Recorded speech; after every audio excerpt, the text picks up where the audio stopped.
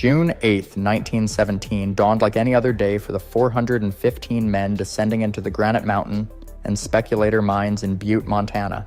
Known as the richest hill on Earth, this copper-rich area fueled America's industrial engine, especially with World War I raging in Europe. The Anaconda Copper Mining Company, controlling most of the hill, operated around the clock to meet skyrocketing copper demand. Mines like Granite Mountain and Speculator were sprawling networks of tunnels where men labored under extreme conditions, digging deeper into the earth each day. The workforce was a diverse mix of 16 nationalities, including Irish, Finnish, Cornish, Italian, and Serbian immigrants, all drawn by the promise of steady wages. Life underground was grueling. Oppressive heat, dust-choked air, and the constant risk of cave-ins were daily hazards. The miners relied on the steel skip elevators to carry them 2,500 feet below the surface, fully aware that each descent was a gamble with their lives. Tensions simmered beneath the routine, as unions had been weakened, and company pressure for wartime production outweighed concerns for safety. In this environment, the company planned a project to improve fire safety. A new sprinkler system that required lowering a massive oil-soaked, lead-sheathed cable down the Granite Mountain shaft. Ironically, this attempt at safety would unknowingly set the stage for the deadliest hard rock mining disaster in American history. The combination of high-stakes work, minimal oversight, and a complex, poorly understood underground environment created the conditions for catastrophe. It was a powder keg waiting for a single spark to ignite it.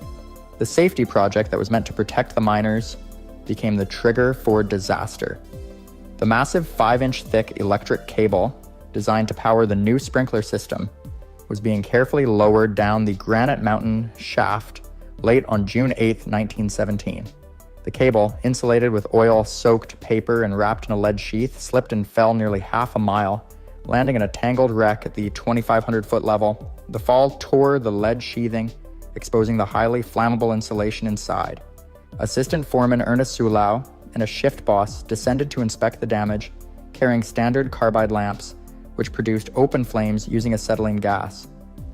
As Sulau leaned toward the mangled cable, his lamp came too close, igniting the oil-soaked insulation. In an instant, the fire shot up the cable like a fuse, engulfing the wooden support timbers of the shaft. The main ventilation system, designed to supply fresh air to the tunnels, now acted as a chimney, pulling smoke, superheated air, and deadly carbon monoxide into the interconnected Granite Mountain and Speculator mine tunnels. Panic spread immediately through the labyrinthine mine network. Workers deep underground had no warning or way to communicate with the surface or other parts of the mine. Every passage became a perilous trap, and the very system meant to keep them alive had turned into a conduit for poison. Within minutes, what began as a small spark had escalated into a life-threatening inferno that would claim 168 men before the ordeal ended. As the fire raged, the miners were trapped in a maze of tunnels that stretched thousands of feet beneath Butte. Thick black smoke and invisible carbon monoxide filled every passage, making each breath a struggle. Many men tried to escape, but the maze-like layout, combined with bulkheads that had never been fitted with emergency hatches, left them with almost no safe routes. Panic set in quickly. Some miners were forced to feel their way along walls, forming human chains in the suffocating darkness. A few groups took desperate measures to survive. Using rocks, timbers, and even scraps of clothing, they constructed makeshift bulkheads, packing them with mud to trap pockets of breathable air. Some miners stayed behind these barriers for hours, waiting in silence, hoping the fire would burn out or that rescuers would reach them. The air grew hotter and thinner as the fire consumed the shaft, and every passing minute increased the risk of suffocation. Communication lines to the surface had been destroyed by the flames, leaving rescuers unaware of who was still alive or where the survivors might be trapped. In these tunnels, courage and knowledge of the mine's layout became the difference between life and death. Every step forward was a gamble against smoke, heat, and disorientation. The tension was unbearable, as men realized that survival depended not on strength, but on quick thinking, ingenuity, and sheer luck. Amid the smoke and searing heat, remarkable acts of bravery emerged. Magnus Duggan, a young tool boy known as a tunnel rat, led a group of 29 men into a dead-end tunnel to create a temporary safe zone. For 36 hours, they huddled together, conserving air and supporting each other as the fire roared above. Duggan guided 25 of his men to safety, but he never emerged himself, reportedly turning back into the smoke to fetch water or help for those left behind. Higher up in the tunnels, shift boss James D. Moore took a similar approach. He and 9 others barricaded themselves with available materials, surviving over 50 hours before being rescued. Moore reached the surface alive, but he later died from injuries sustained underground. Letters written on scraps of paper or directly on tunnel walls gave haunting insight into the miners' final thoughts.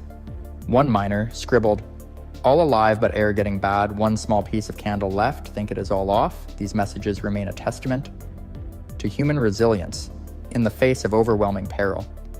The fire had turned the Granite Mountain and speculator mines into a lethal trap, but ingenuity and courage allowed some to survive. Every decision was critical. One wrong step could have meant instant death. Even in the darkest corners of the mine, miners demonstrated extraordinary presence of mind, showing that survival often required calm under unimaginable pressure. This part of the disaster revealed not only the dangers of industrial negligence, but also the enduring strength of human spirit when confronted by life-threatening chaos. On the surface, Butte descended into grief and panic as news of the fire spread. Families rushed to the mine head, eyes straining toward the steel skip that would carry their loved ones up from the depths. Mine whistles sounded continuously, a mournful code signaling disaster that echoed across the city. Rescue efforts were harrowing.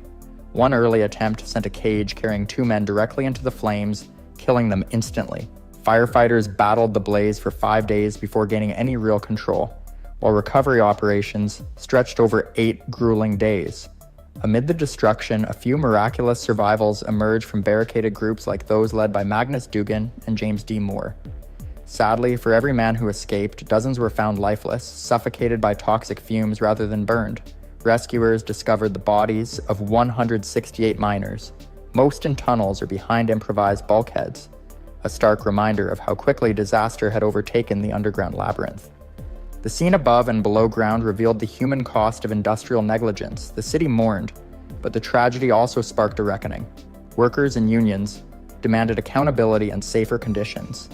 The events left an indelible mark on Butte, shaping labor movements and industrial safety regulations for years to come.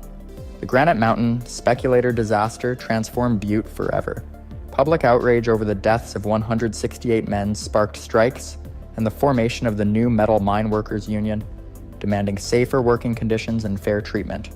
Into this tense environment stepped Frank Little, a fiery organizer with the industrial workers of the world who condemned the prioritization of copper production over human life.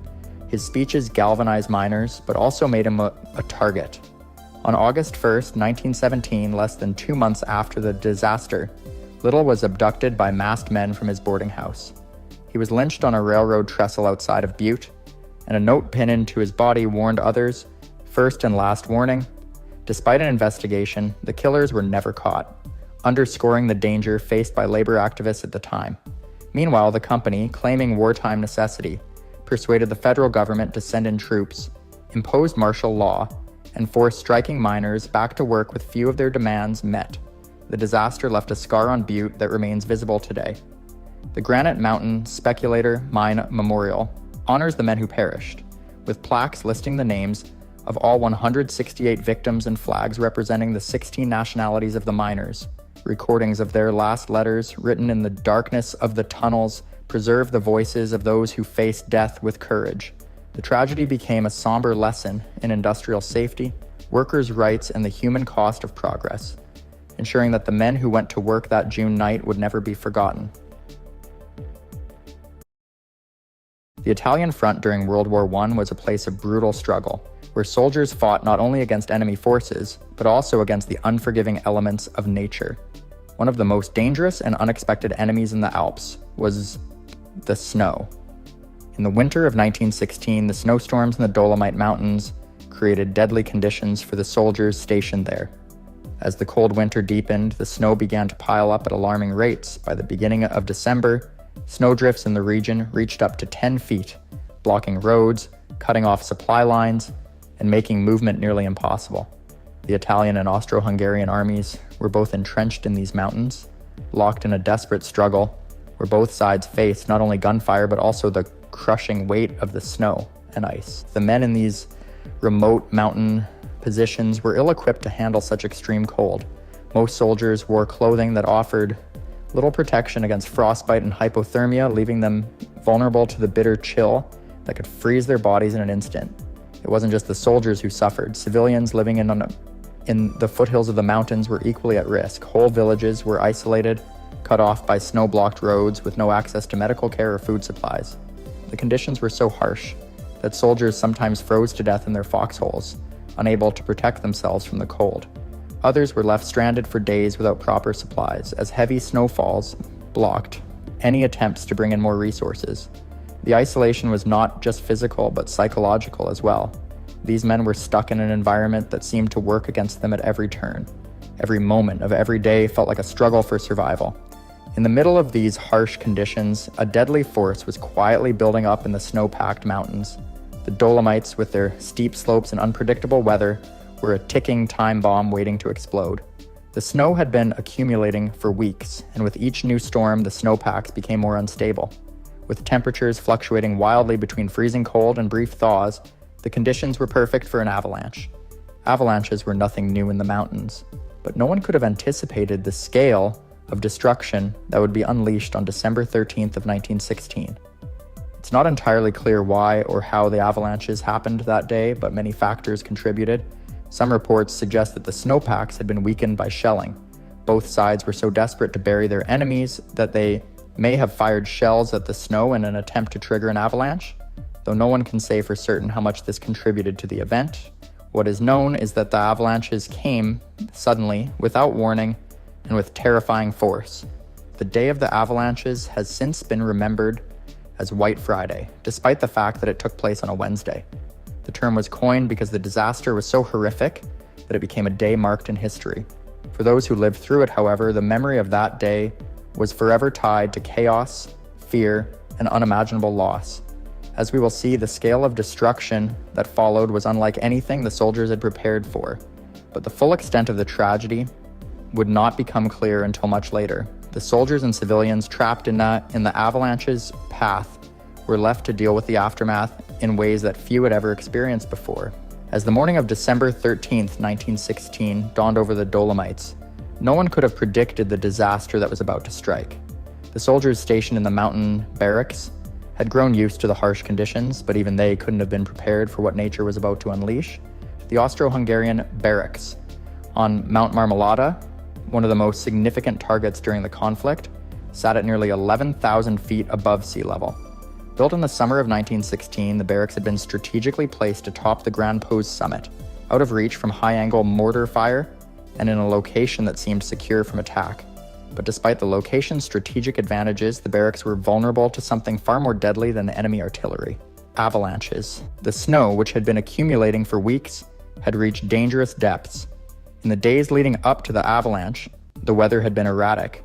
The sudden thaw that had followed a period of heavy snowfall only weakened the snowpacks further, making them ripe for disaster.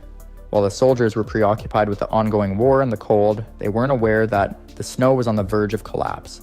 The Austro-Hungarian commander, Captain Rudolf Schmid, recognized the growing danger. He feared the snow was becoming unstable and that his position would soon become untenable.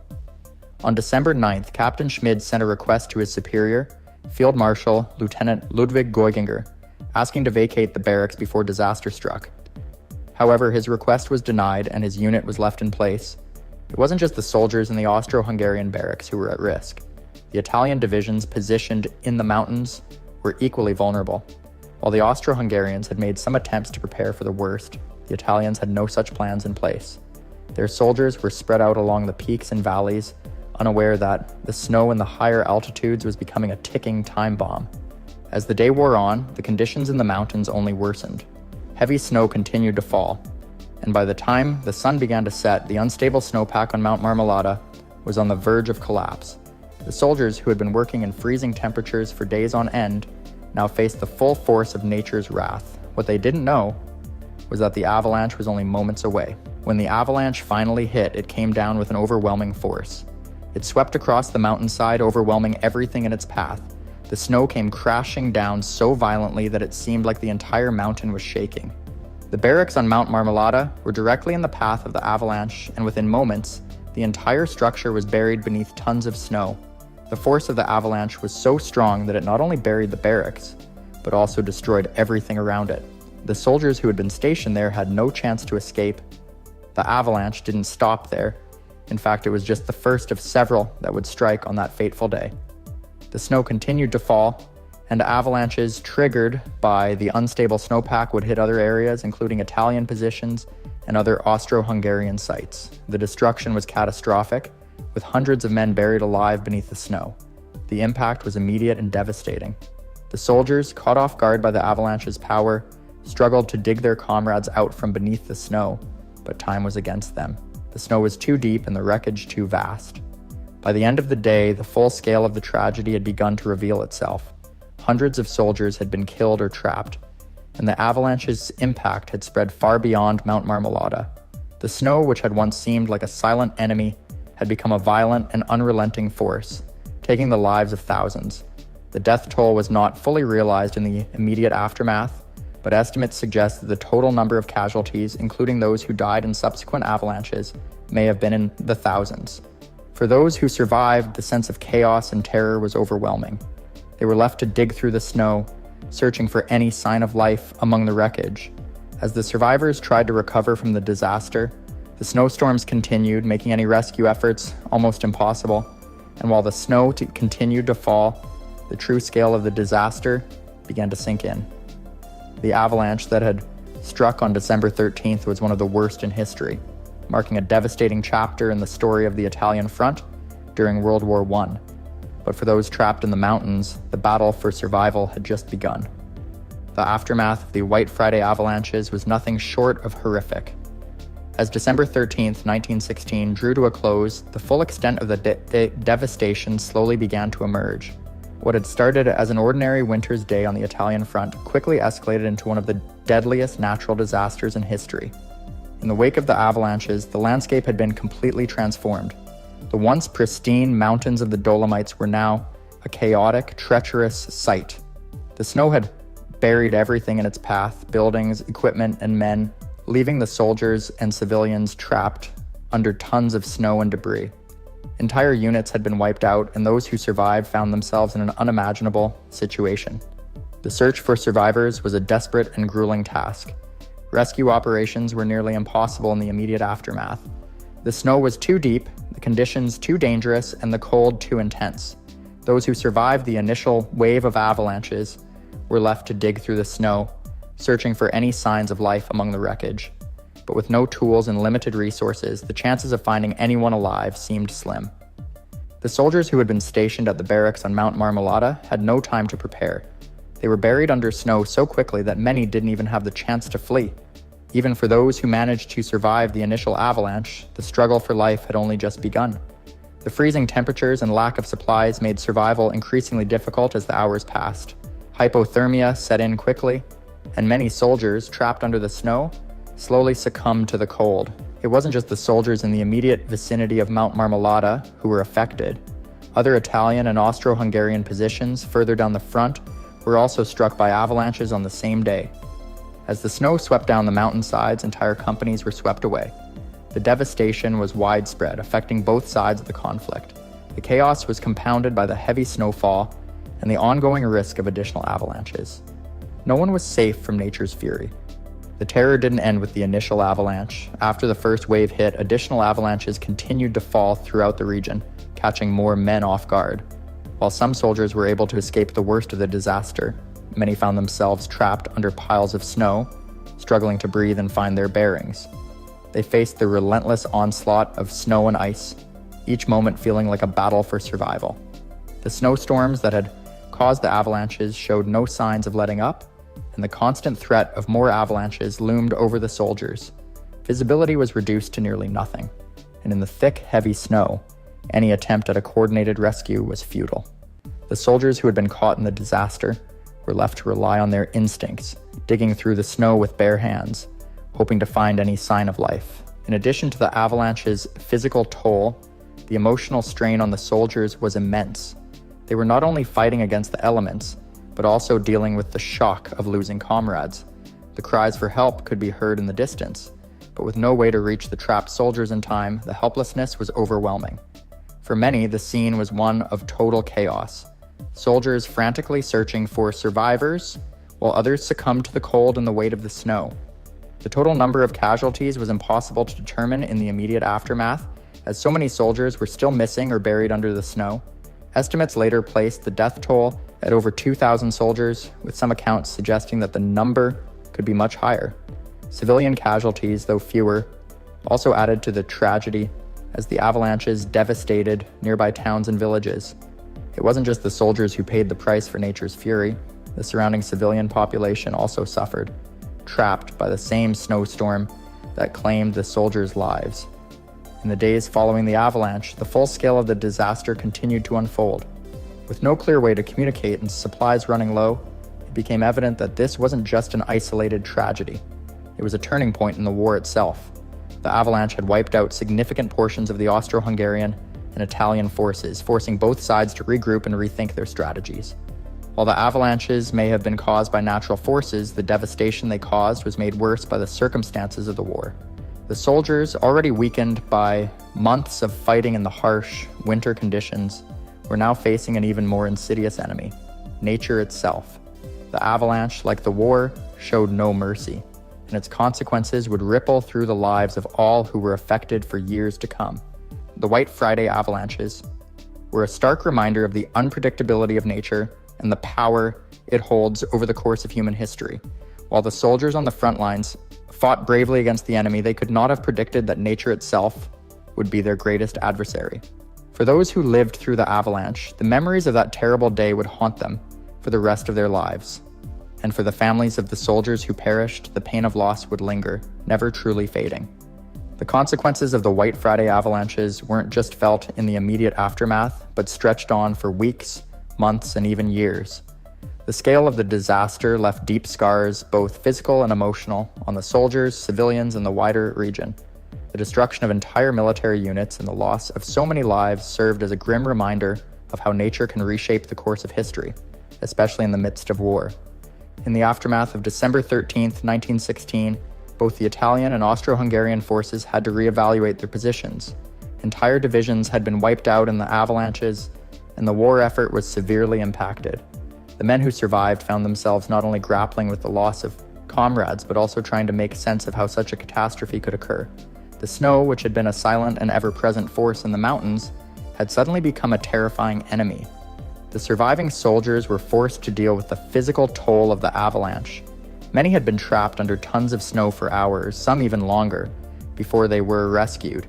They were frostbitten, exhausted, and traumatized, often suffering from injuries sustained during the avalanche. The freezing temperatures and lack of proper medical supplies made their recovery slow and painful. Even those who had escaped the avalanche with relatively minor injuries were left mentally scarred, haunted by the memories of that day. The emotional trauma was equally devastating. Those who had survived found themselves surrounded by the wreckage of their former comrades and struggling to comprehend the magnitude of the loss. Many soldiers had spent months on the front lines, enduring grueling conditions, but nothing could have prepared them for the horrors of the avalanche. The cries for help, the sight of men being buried alive in snow, and the chaos of trying to rescue the trapped, all of these elements would haunt the survivors for the rest of their lives. On the civilian side, the situation was just as dire. Entire villages and towns had been cut off by the snow, and many residents found themselves without basic necessities. The avalanches not only disrupted military operations, but also led to a breakdown in the local infrastructure. Roads were blocked and communication lines were severed. The civilians who lived in the areas surrounding the Dolomites were left to fend for themselves, facing the same brutal conditions as the soldiers. As the recovery effort began, it became clear just how massive the damage was. The avalanche had affected both sides of the conflict, with the total number of casualties reaching into the thousands. But the true scale of the destruction was not immediately apparent. In many areas, rescue teams struggled to reach the buried soldiers and civilians. The snow was simply too deep, and the risk of further avalanches kept many teams from venturing into the worst-hit areas. Those who were trapped under the snow had little hope of survival without immediate help. Over time, some of the survivors were able to make their way out of the disaster zones, though they were often in poor condition. As news of the avalanche spread, the rest of the world began to learn of the tragedy, The incident became known as the White Friday Avalanches, and it was soon clear that it was one of the deadliest natural disasters in modern history. While the conflict of World War I continued to rage, the memory of the avalanches remained an ever-present shadow, reminding those who survived just how fragile life can be in the face of nature's fury. In the years that followed, the effects of the disaster would continue to reverberate. The loss of so many soldiers impacted both the Italian and Austro-Hungarian forces in ways that were hard to quantify. Many of the men who survived the avalanches were physically and mentally broken, and they struggled to continue their military duties. Some would later be sent to different fronts or even return home, unable to carry on in the same capacity. The avalanches of December 13th, 1916 didn't just change the lives of those directly affected. They were a stark reminder to future generations about the power of nature and the unpredictable ways it can alter the course of human history. As the survivors moved on with their lives, many chose to honor the memory of their fallen comrades, and the event itself would be remembered annually, marked by a somber observance on St. Lucy's Day. Yet for those who had been caught in the path of the avalanche, it remained a haunting memory of nature's merciless hand in a time of war. As we reflect on the events of White Friday, it's essential to remember that the disaster wasn't just a tragic accident. It was a turning point in the way both soldiers and civilians interacted with the harsh alpine landscape. It serves as a reminder that nature can be as unpredictable and devastating as any enemy army, and that the forces of the natural world must never be underestimated. The White Friday Avalanches of December 13th, 1916 remain one of the most devastating natural disasters to ever strike during a time of war. The tragic events not only left a lasting mark on the soldiers and civilians caught in their path, but they also changed the way avalanches were understood and handled in the future. What began as a bitter winter turned into one of the deadliest days in the history of avalanches, and the impact would be felt long after the snow had settled. In the aftermath, the full scale of the disaster gradually came into focus. The death toll was staggering, with thousands of soldiers and civilians lost in the snow. The grief was immeasurable, as entire units and villages were wiped out in a matter of hours. But alongside the devastation, there were also stories of incredible survival. Those who had managed to escape the avalanches found themselves dealing with injuries, trauma, and the overwhelming sense of loss. For many, the memory of that day would never leave them, serving as a constant reminder of how quickly life can change when nature unleashes its fury. In the years following the disaster, the White Friday Avalanches would be remembered not only as a military tragedy, but also as a cautionary tale about the unpredictable power of the natural world. For those who lived through it, the memory of the avalanche's terrifying roar and the deafening silence that followed was something they could never forget. The soldiers who survived would carry the scars, both physical and emotional, for the rest of their lives, and their stories became an integral part of the history of World War I. Efforts to rebuild after the disaster were slow and difficult. In many areas, the damage to infrastructure was so severe that it took years for normal life to resume. But even as the physical landscape was repaired, the emotional toll on the survivors and the families of the fallen would never fully heal. In time, the event would be commemorated every year on St. Lucy's Day, not just as a way of remembering the loss of life, but as a testament to the resilience of the human spirit in the face of such unimaginable devastation. The White Friday Avalanches of 1916 may have been a tragedy, but they also served as a reminder of the unpredictable and often uncontrollable forces of nature. They taught us that no matter how advanced our technology or how strong our will, we are still at the mercy of the natural world. And in this case, the avalanche reminded everyone involved in that brutal war that no matter how hard the human spirit fights, nature itself can be the ultimate victor. As we reflect on this terrible moment in history, it's crucial to honor the memory of those who perished in the snow, whether they were soldiers, civilians, or anyone caught in the avalanche's path. Their sacrifices, both on the battlefield and in the face of nature's wrath, should never be forgotten. And as we continue to study the lessons of the White Friday Avalanches, we are reminded once again that nature, in all its beauty and danger, remains one of the most powerful forces on Earth. Thank you for joining me on this journey through the past as we uncovered the chilling history of the White Friday Avalanches. If you have any thoughts or reflections on this story, feel free to share them in the comments, and be sure to check out more historical stories as we continue to explore the moments that shaped our world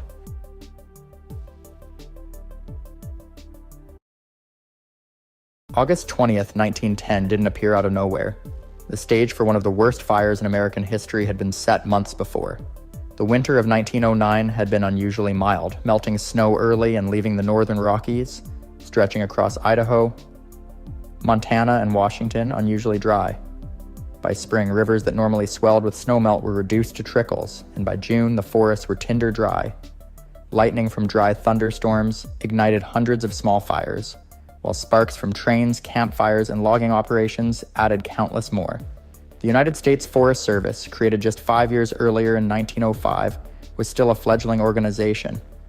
Underfunded, understaffed, and largely inexperienced in handling fires of this scale, the agency scrambled to respond.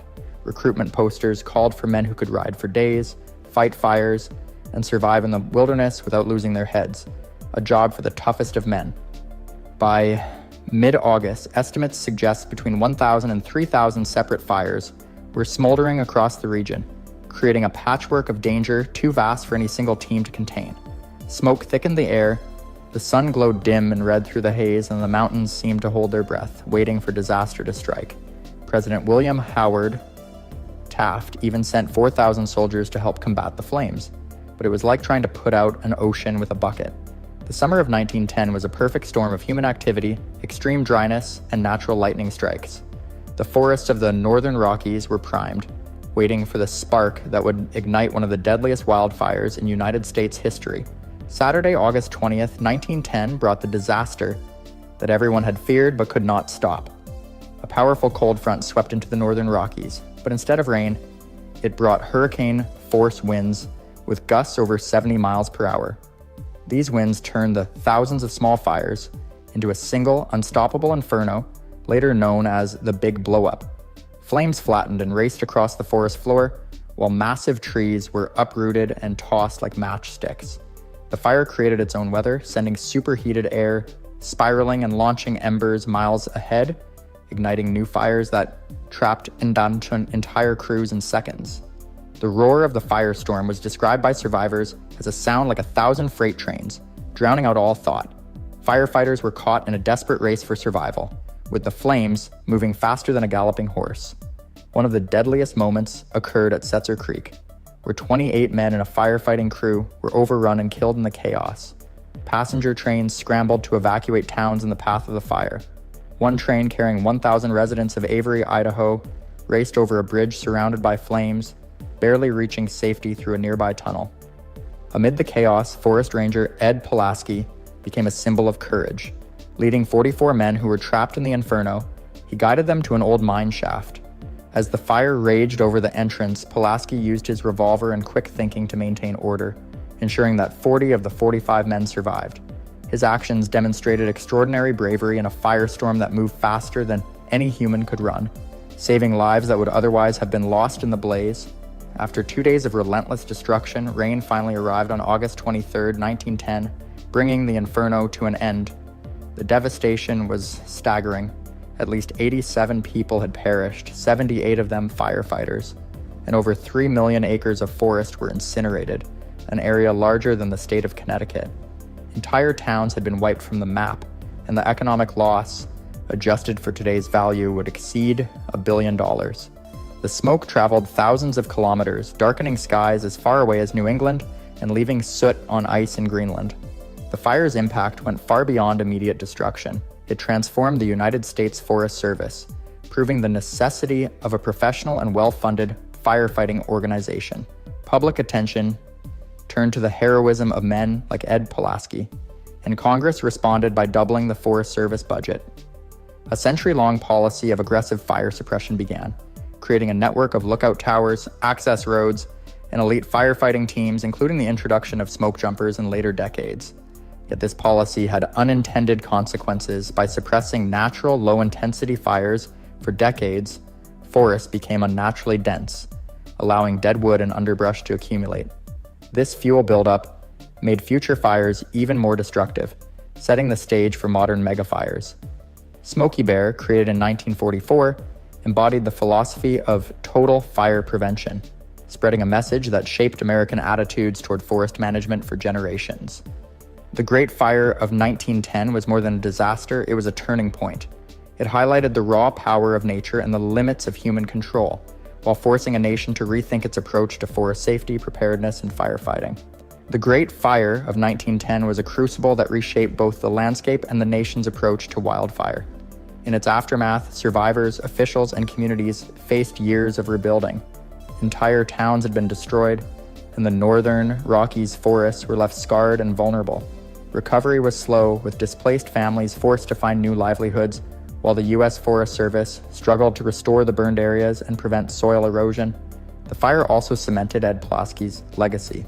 His leadership during the Inferno became a symbol of courage under impossible circumstances, and his invention of the Pulaski tool, a combination of an axe and a hoe, revolutionized firefighting. Pulaski's story inspired generations of firefighters to prepare for disasters with discipline, strategy, and respect for nature's power. The lessons learned from the fire guided future forest management for decades. Policies were implemented to monitor fire-prone areas, train specialized crews, and invest in early warning systems. However, the fire also illustrated the unintended consequences of aggressive suppression, showing how overmanaged forests could store massive amounts of fuel and become tinderboxes for future megafires. Even today, the events of August 20th to 23rd, 1910 echo through the American West. The Great Fire serves as a stark reminder of nature's unpredictability, the limits of human control, and the need to balance prevention with ecological understanding. It stands as one of the deadliest and most transformative wildfires in history, leaving a legacy of heroism, tragedy, and crucial lessons for modern firefighting and forest management. On January 15th, 1919, in the north end of Boston, something unexpected was about to happen. A massive storage tank, standing 50 feet tall and 90 feet wide, filled with molasses, sat just outside the busy neighborhood. It was owned by the Purity Distilling Company and held over 2.3 million gallons of molasses, roughly 13,000 tons of the thick, sweet liquid. This molasses was used to produce ethanol, which would be shipped out from nearby factories. However, the tank itself was flawed from the start. The construction was rushed and its design was poor, with some saying it was built with subpar materials. Right from the beginning, it leaked molasses, and locals often joked about the sticky smell in the air. But no one imagined that this small, ongoing issue would lead to a catastrophe. As winter wore on, the weather in Boston had warmed up, causing the molasses inside the tank to thin out, making it more volatile. With the tank filled to capacity, pressure began to build. The combination of overfilling and the expanding liquid caused the tank to become unstable.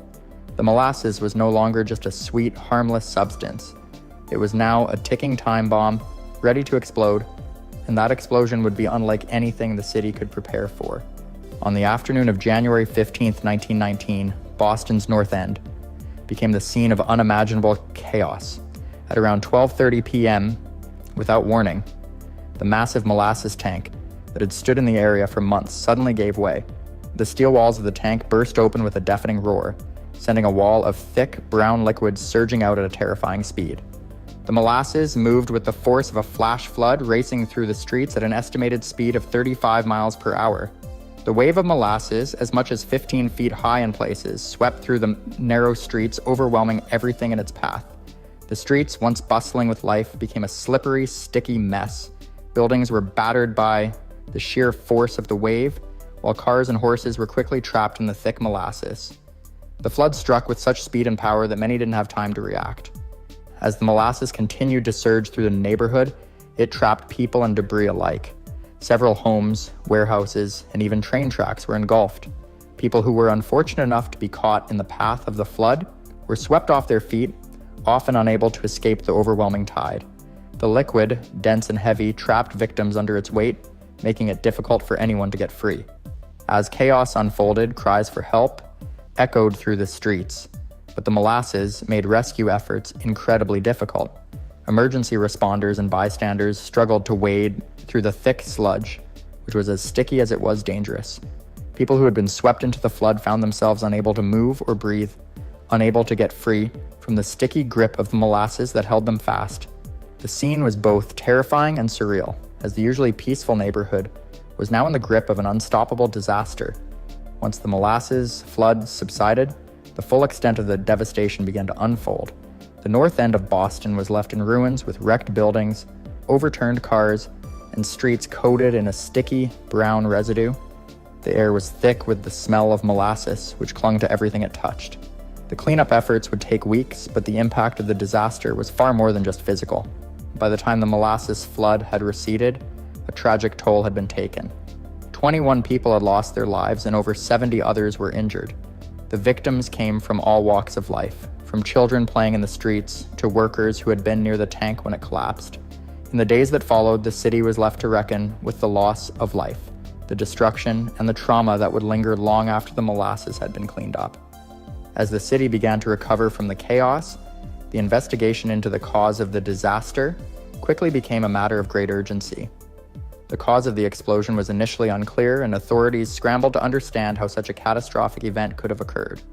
The molasses tank had been built by the Purity Distilling Company, a business that manufactured and stored molasses for use in alcohol production. Many speculated that the tank had been poorly constructed or improperly maintained, but it would take months for the full details to come to light.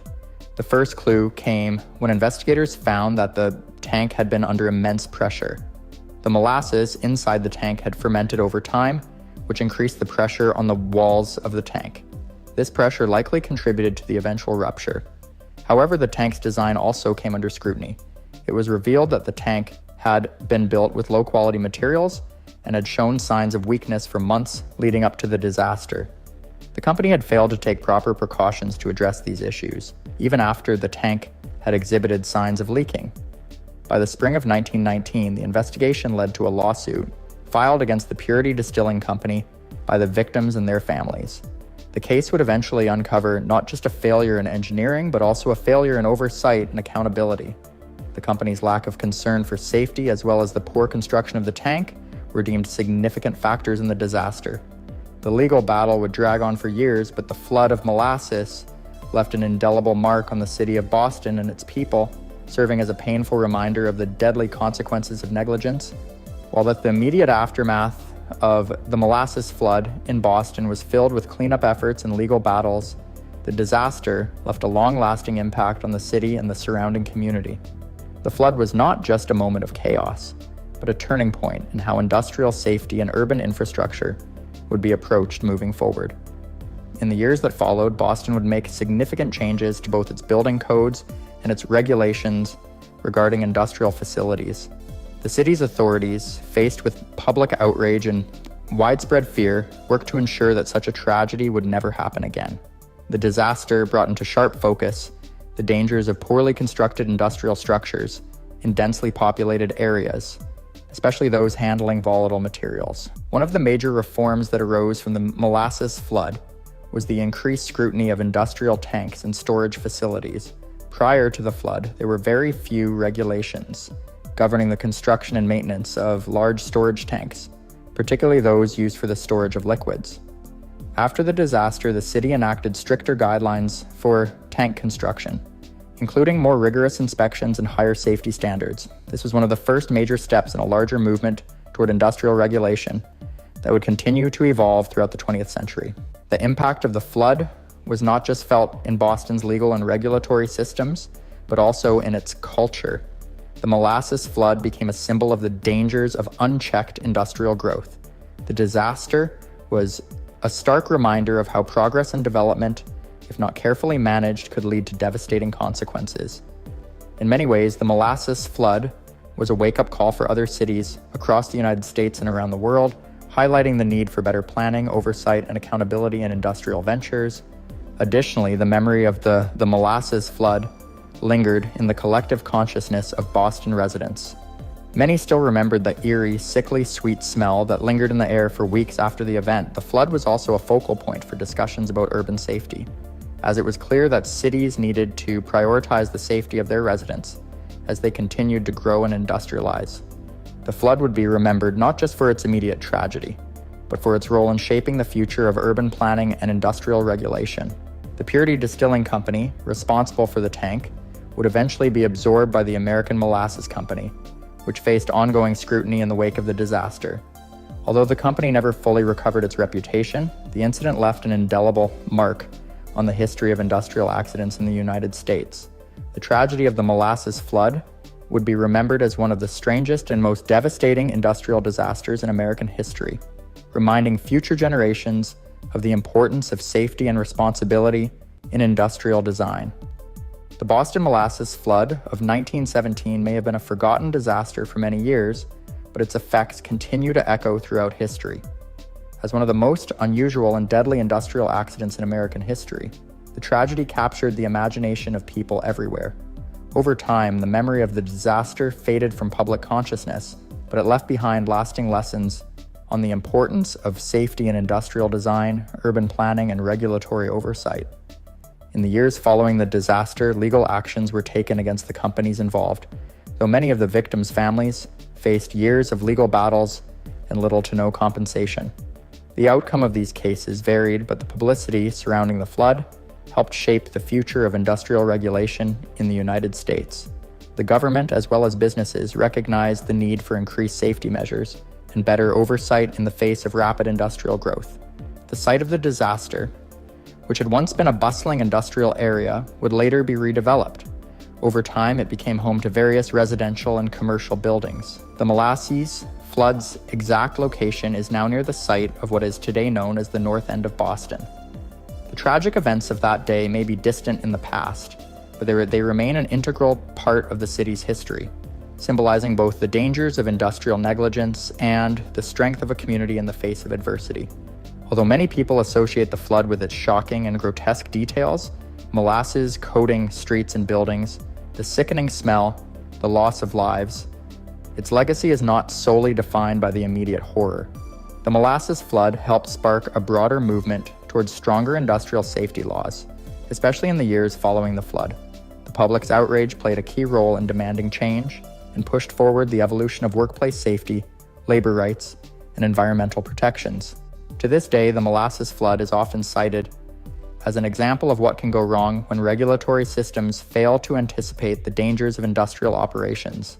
It is a reminder that no matter how commonplace or benign a product might seem, when handled recklessly, it can have disastrous consequences.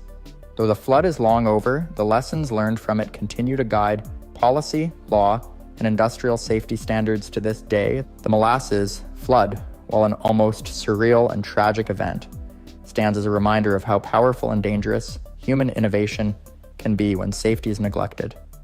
It serves as a testament to the resilience of the people of Boston who rebuilt their city and, in time, turned an era of disaster into one of progress, ensuring that future generations would learn from the past. The memory of the Molasses Flood will always remain a crucial chapter in the history of Boston and a warning to others about the importance of safety in the face of rapid industrialization.